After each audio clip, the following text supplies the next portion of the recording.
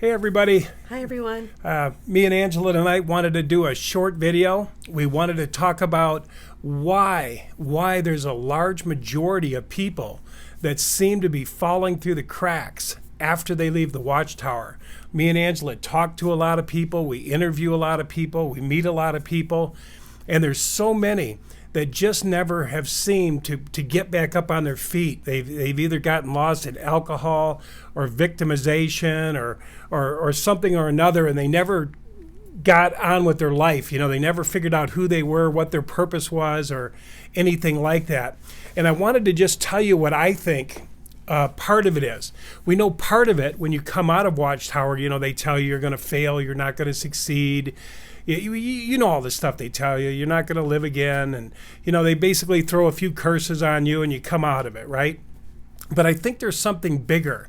I think there's something much bigger that doesn't allow people to move forward. And it has to do with victimization. I don't know if you're familiar with the term victim, but a victim is a person who will tell his story for the next 50 years, 60 years. It's someone who's got a terrible story like we all did, but it's our main objective is to always tell that story. When we meet people, we say, let me tell you how bad it was for me. Let me tell you how tough it was for me. Let me tell you how screwed up Watchtower did to me. Let me tell you how they screwed my life over. And it goes on, and this can go on for years. It doesn't have to end. And the interesting thing, and the thing I want to say, and the number one thing that I want to say, is that everybody who was born into this world was born into a matrix of some sort. We just happen to be born into a Jehovah's Witness matrix. You know, we had the only truth. We had the only understanding. We know the only true God. Everyone else is going to die. We're going to live. But if you'll actually pop out of there, and if you actually walk into another church, you'll see they're saying the same thing. The identical, isn't it, Angela? Oh, yeah. You go into a Seventh-day Adventist church, and they pull out the Bible, and they say, everything's in the first four books, the Torah, everything's right here. And you look around, and everybody's in these old clothes, and they look old and dated, and it looks kind of crazy, don't it, Angela? Yeah, it truly does, you know, and it's hard to see, isn't it, Dan? Yeah, and when you talk to them, they'll say, you know, all we got to do is do what? Well, we know what we said. All you got to do is know Jehovah and go to your 5 meetings and go out in service and you'll get everlasting life. Well, they have a different mantra, they say. When you go into Seventh-day Adventists, they say, well, you got to keep the Torah or the holy days. You know, another right? thing, too, yeah. The holy days, the Sabbath. The Sabbath, really not the holy days, but the Sabbath day. They're big into that. But, you know, they have this attitude like, what's not right, it's not fair, that the devil's come in here, ruined our lives, and we just need to get rid of him, and then everything will be better. And they're stuck on that, like life's a beach because, I don't want to say the word, because Satan is in it. And, you know, but so it's going to come around to finally we're not going to have to be victims anymore. They don't use that word, of course. But as soon as God gets rid of Satan, and they blame everything on Satan, why their life is, it's not so great. And it doesn't really matter what religion we go into. You know, it's just life is a beach. And it's not fair, and you know that good old devil is just in the way. But you know, and they think they're the only ones. Right. If you talk to a Seventh-day Adventist, they'll say everybody is going to return to their church. I mean, if you actually go there to visit or to say hi to your father-in-law or something, which my father-in-law is a Seventh-day Adventist, if you go to that church, they'll say, "Oh my God, they're starting to return. They're all starting to come back to Adventism." And you go, whoa. And they say that they accept all religions and faiths and all that. But the truth is, underneath it all, they are just hoping with all hope, trying with all trying to get you into their church. They really believe that in the end, we're all going to turn to them, to their religion. And it must be that way. That is the truth, what they think. But in the meantime, they accept other faiths and religions. Yeah. So, you know. So here's the deal. There's just as many people leaving Seventh-day Adventism as there are Jehovah's Witnesses leaving. When you go into those churches, they're empty too. When you go into a lot of Christian churches, they're empty too. It's the same thing. Let me just build on this Christian thing. The Christian thing is the same thing. Jesus is coming back to kill everyone who don't know his name. Jehovah's going to kill everyone who don't know his name. Adventism, if you don't keep the Sabbath, God's going to kill you. It's kill, kill, kill, kill, kill. And worldwide was what I was going to ask. Oh, yeah. Worldwide, you don't keep the holy days, you don't keep the Sabbath. We're waiting for the end, just like the Jehovah's Witnesses are. So are the Seventh-day Adventists. There's so many, really, and it's not just them. There's first Nazarene churches. Goes on and same on. thing. You guys, this is not just the Jehovah's Witnesses, but we can get into the victim mode. Yeah, and that's what I wanted to point out. Aside from the curses, which we can break, which is the false teachings the witnesses give, if we'll realize that everyone born into this world, if you were born in Israel, you could be one of 4 religions. I don't know what they all are. I know there's 4 over there. Muslim, there's all Hindu. There's like 4 different religions. Depending on where you were born, on which continent, you would be raised in that religion. If you were born into Buddhism, you would have a Bhagavad Gita. And you would read from the Bhagavad Gita, and you would study the Bhagavad Gita. And your parents would pat you on the back because you read the Bhagavad Gita. And when you meditated, they would be so proud of you. If you sat in silence for 2 hours or 3 days, they go, oh my God, he's a Buddhist, he's a Hindu, he's a whatever. But if you were born in this world, you were born into a matrix of limiting beliefs. When you pop out of Jehovah's Witnesses, you recognize that the world you lived in was very small. Now, when you lived in the religion, you felt like it was everything. You felt like you were the world. I felt like I was the world. Angela felt like she was the world. And worldwide, we're the world. We know Jehovah. He's the true God. We had all this stuff going on. But when we popped out and we were able to look in, we said, oh my God, that was a little bitty box. And it may have served us for a while, right? Right. These religions serve us for a while. When we first come in, we were taking in knowledge. We're building up this little temple of ideas. We're saying, wow, that's so cool. God's got a name. Now I can pray to him. And, and all this stuff. And one true organization. And we're all reading the same literature at the same time all around the world. And we have a family. And we got a family. And everybody's going out to eat and going to assemblies. And, man, it's cool. You kind of have a purpose. You have a purpose, yeah. So when you get out... And then on the opposite side, so that's one part of the matrix, right? There's a part of the matrix where you're building up this. You're building up knowledge. You're taking in knowledge. Belief systems are being built.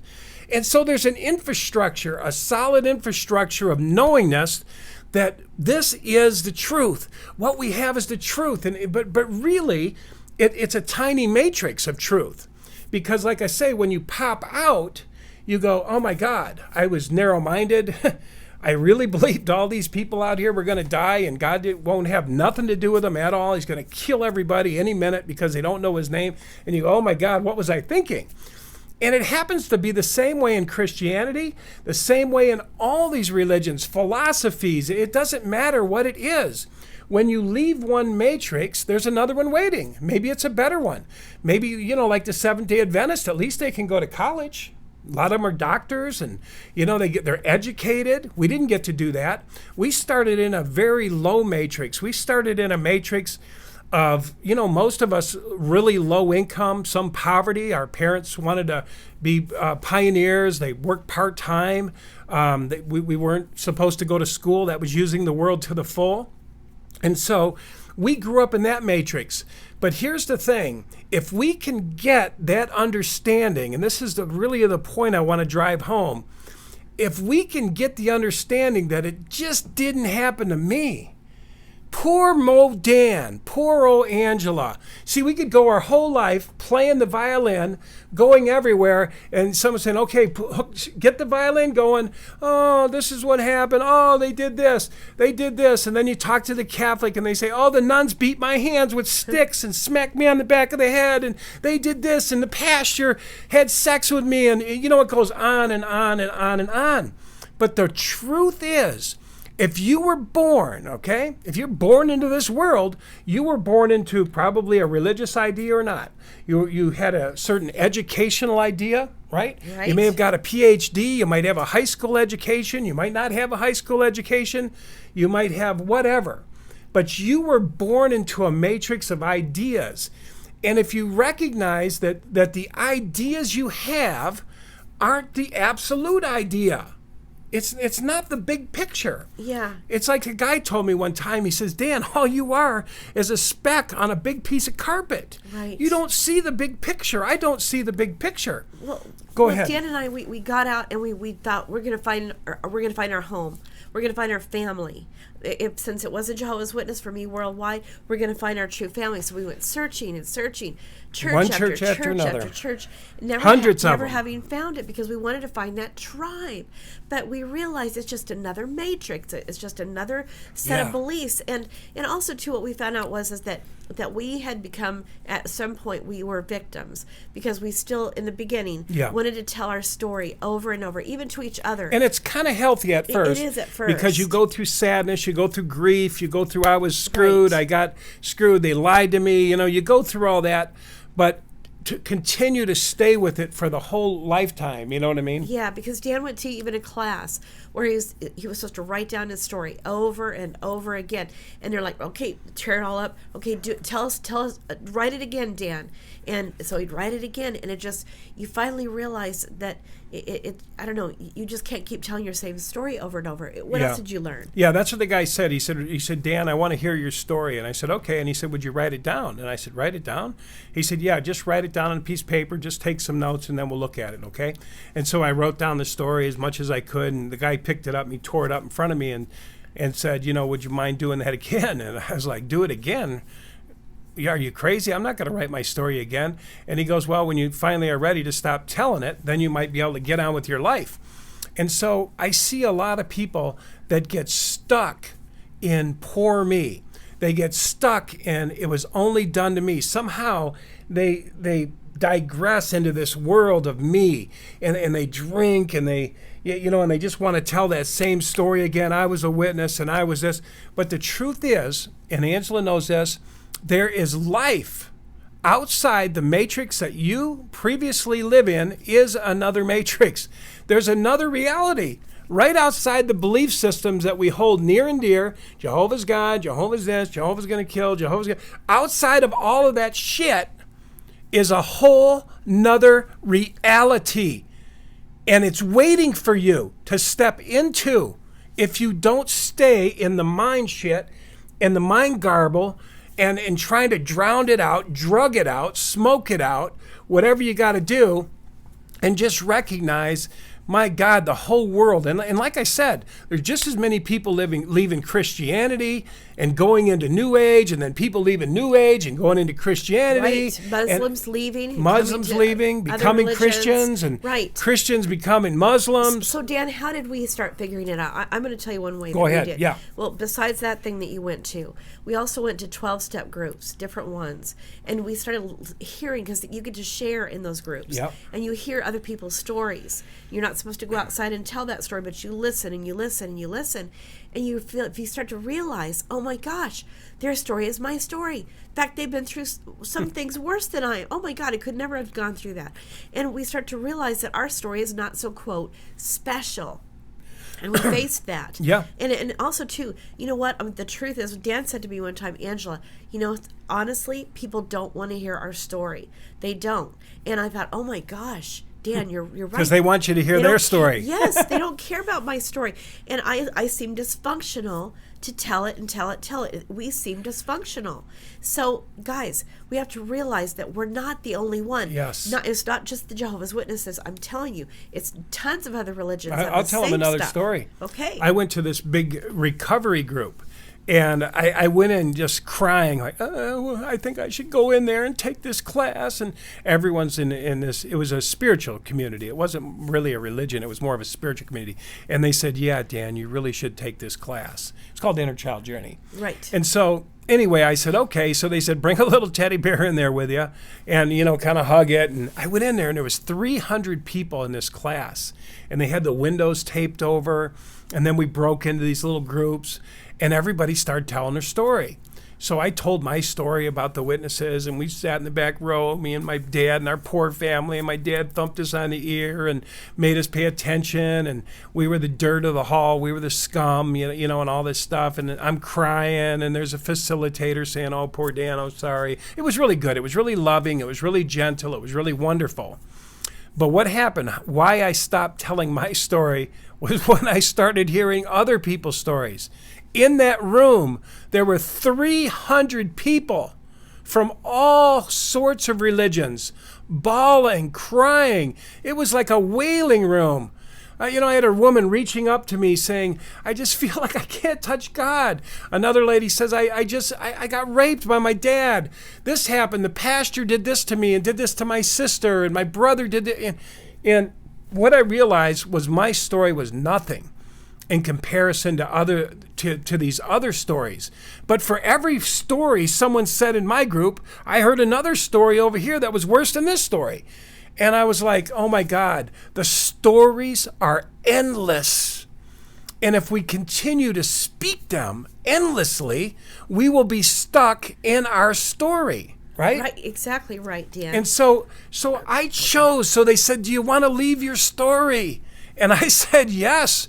And anyway, they had a little tunnel, right, that you'd walk through. It was an interesting thing. It was like being born anew. But you'd walk through this tunnel and everybody's going, we're waiting for you. We love you, Dan. Like you're in the womb. Yeah, like you're in the womb being born. We can't wait for you to be born. We can't wait to see who you are. We can't wait to see what you're going to become. You're going to become an author, because I told them I wanted to be an author. We can't wait to see the books you've written. And I came out and they had a big cake for me. And it was like, it was just the most wonderful experience. And everybody got the same treatment. And we all realized that all of us had a whole bunch of stories.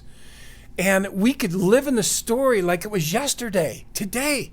We could keep bringing it forward. They call it like pulling a train. And they said, are you ready to let go? Are you ready to become the person you want to be? Well, if you are, then we've got to change the focus from where we were to where we want to be. We've got to look forward. So what I did and what Angela did is we started reading. We wanted to be more. We wanted to do more. We wanted to have more. We felt like there was something in us calling us, saying, you aren't here for nothing, right? Right. You're here to do something wonderful. You're not a good-for-nothing slave. Yes. That's just doing what you ought to be doing anyway, kind of a thing. No, we're here for a very specific purpose, and we're made in God's image and likeness, and God said that what he made was good and very good. Oh, yeah. I know I've said this before, but you guys, we're not pieces of junk. God does not make junk. What a stupid dad we would have if he made junk, if he made a stupid kid or a dumb kid. God doesn't make junk. And that's honestly, that's what I found out as I went into most religions. As I traveled around, every one of them were saying you were junk.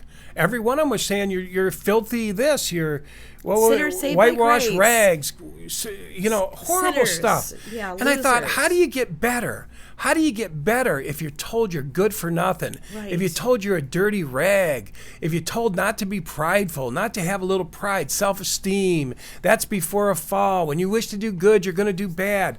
How in the hell do you move forward? And so, anyway, I had to decide that I'm unhooking that shit train. I'm letting that train go. I'm letting that caboose go. I'm not going to pull it behind. I'm not going to keep telling that story. And when I did, my mind shifted, and I started to look at what it was I wanted to become. I wanted to be married again. And I found Angela, and Angela found me. And we got married, and we have a beautiful life.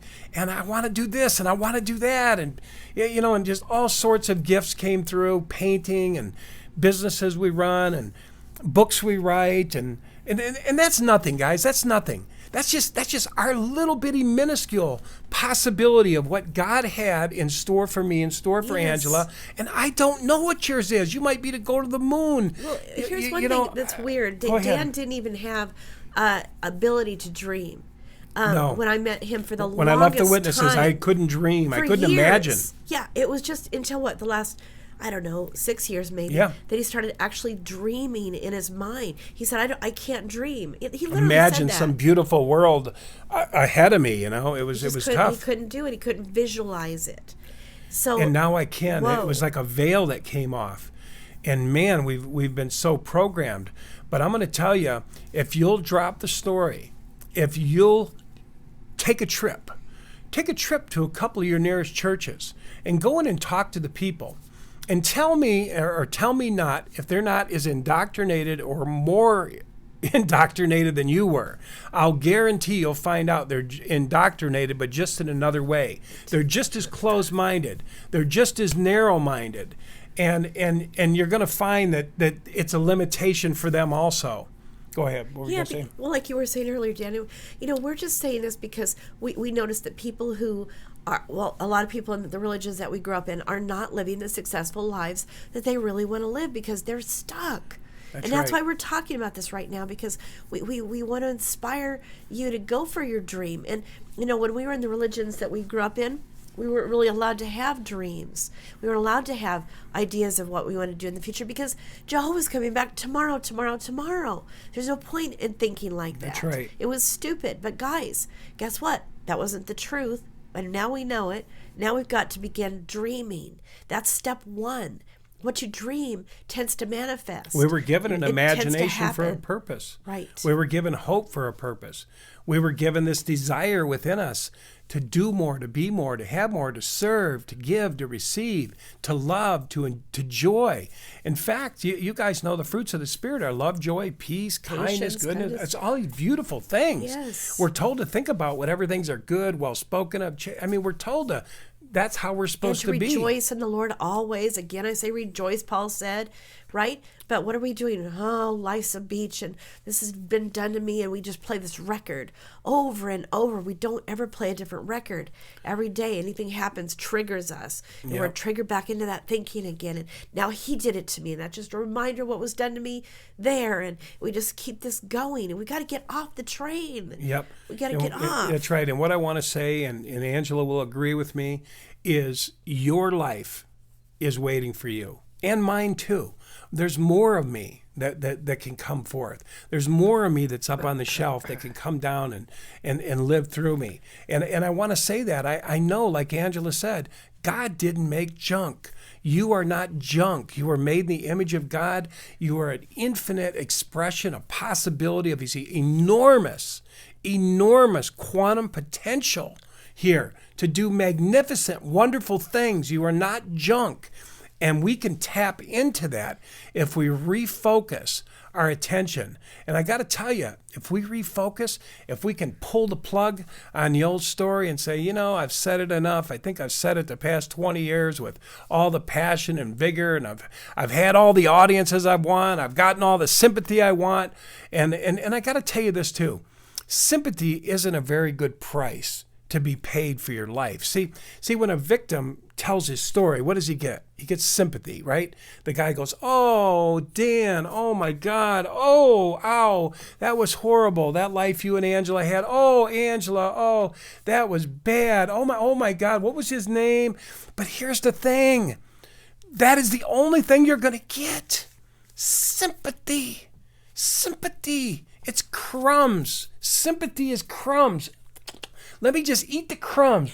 Let me tell you my story again so you can give me some crumbs and tell me how hurt you are for me and how bad you feel. One of the most wonderful things a lady said to me one day?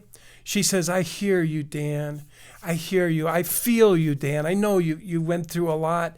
And I'm going, "Oh, yeah, this is wonderful. This is awesome, And she's going, and I relate to your pain and I feel it. And I go, thank you. And then she looks at me in the eyes and she says, "Do you want to get well now? Or do you want to keep telling your damn story?" But that's what she said. She validated me. She heard me. She said, "I hear you. And I do agree it was painful and horrible and you lost 40 years of your life." But she says, "But do you want to get well now?" And I said, "Yes." And she said, "Then let's go forward. Let's go forward. I'm going to show you. Let's take some personality test. Let's see who you are. Let's discover who you are. Let's take a Myers-Briggs. Let's take a this. Let's take a that. What's the other test that Enneagram? Let's do this. Let's do that." And I was in a world of self-discovery for the next 20 years. And it was fun.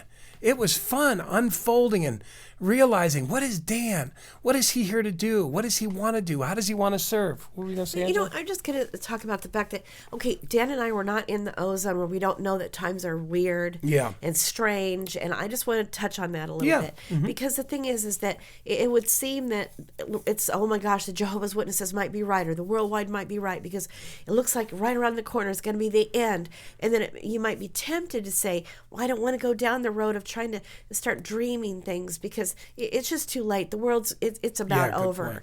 And we don't want to go down that road. But at the same token, you know, God said he's got good plans for us, plans to prosper us, to give us hope in the future. That's right out of the Bible. He said that if you delight yourself in the Lord, he will give you all the desires of your heart.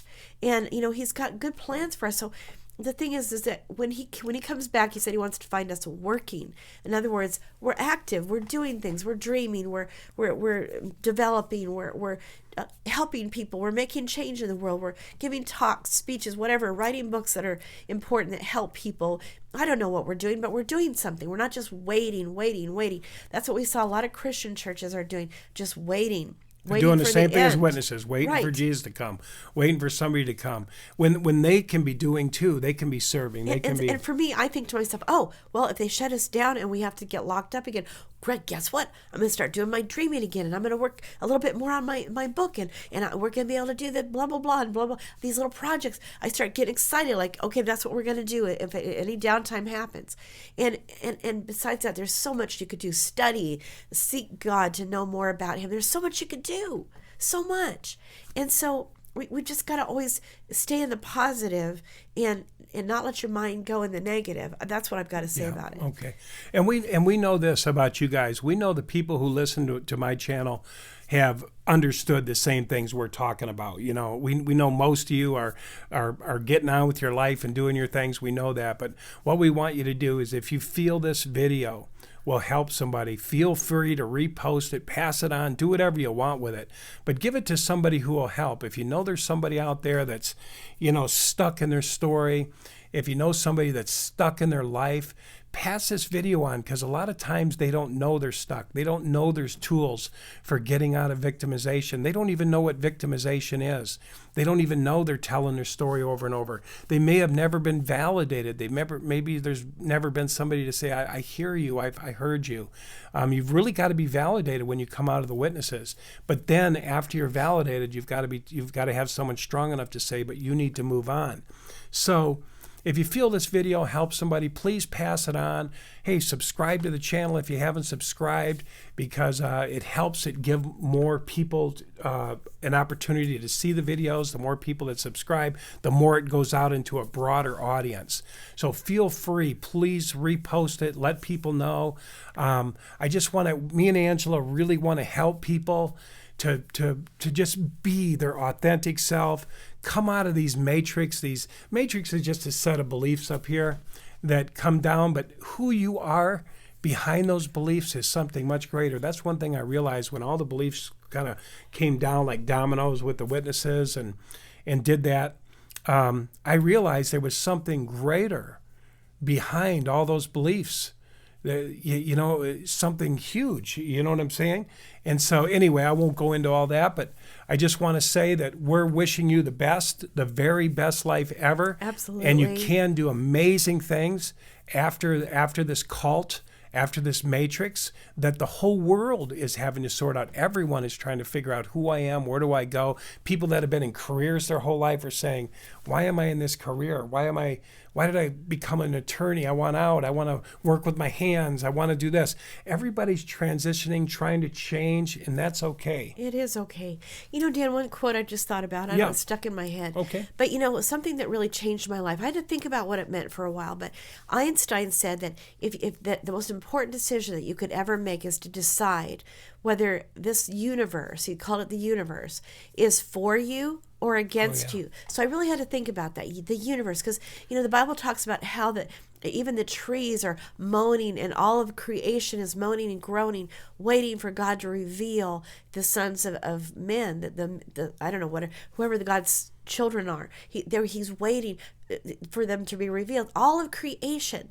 And apparently the whole creation, even the trees and plants, when you're on vacation, know that you're thinking about them. So there's things involved in this universe that we don't understand are for us and supporting us and our dreams and the things that we're thinking about literally cause, just the thinking about them a lot causes things to happen. And what we say causes things to happen. So if we decide that the universe is not against me. Now, okay, maybe the world is not for you all the time, but the universe and God's creation and the angels and all that God has made in all of creation is for us. So that was an important thing for me because, if you just decide that life's a beach and everything's against you, that was my thinking. Everything's just always against me. And I just had to stop thinking that. That was my victim. And I had to let that go. So yeah, that's a pretty big one. And when you realize that, a lot of you have realized that when you got out, there was a lot of good people out there. There was a lot of wonderful people, a lot of helpful people, people that just loved you for being a human. And that was a big realization for me, too. I was like, man, there's so many good people out there. So anyway, we just wanted to tell you that. That was a number one thing that we wanted to say is that the matrix isn't real. There's life beyond your matrix. There's a life waiting for you that you never could have even imagined, and you can step into it. But we gotta unplug the choo-choo train of the baggage. The matrix, and the baggage and all that. Okay, that's it, guys. We love you. Yes, we do. And have a great evening and great week, and we'll talk to you soon. All right. Bye-bye. Bye-bye.